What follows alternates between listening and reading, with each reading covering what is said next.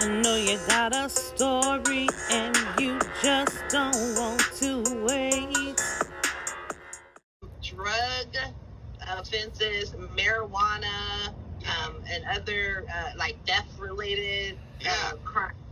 Two ways. Proposition 47 put in mechanisms to drop things that would be normally felonies to misdemeanors in terms of property crimes, drugs, as well as any other non-violent type of crime. Okay. So, for example, some theft-related offenses are total misdemeanors now. Possession of meth, coke, total misdemeanors now. Prop 63 applied to marijuana and took marijuana sales and cultivation and manufacturing down to misdemeanors.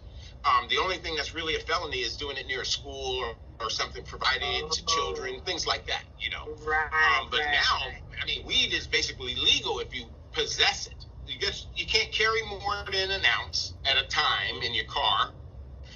It doesn't matter if it smells. I mean, people think that cops come up and they say, I smell marijuana. What you should say is, am I free to leave? And then when they say, no, we want to search, I don't consent to search, and I want my lawyer.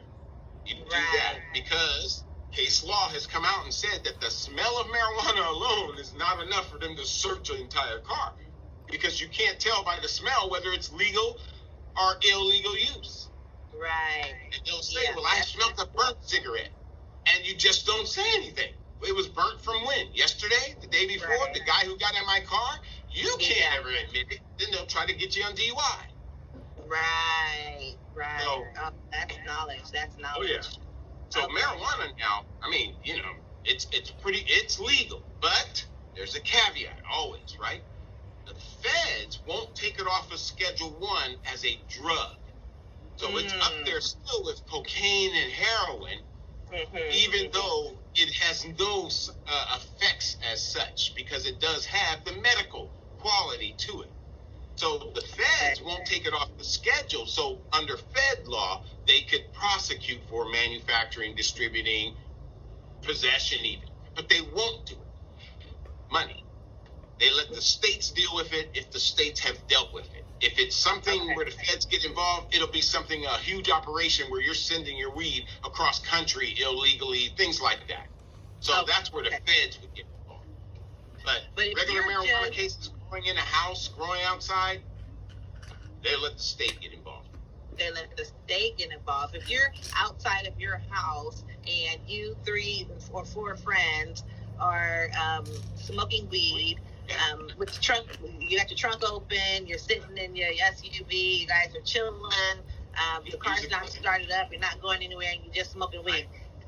That's legal, correct? Totally legal, yeah. I had totally legal. I know, it's amazing. A neighbor literally was texting me saying, there's some guys at your house or parked near your house and they're smoking weed, and I should go out there and talk to them, and I think one of them might be your son. And I'm thinking, lady, do you have anything else better to do? I said, girl, no, they don't when it comes to us.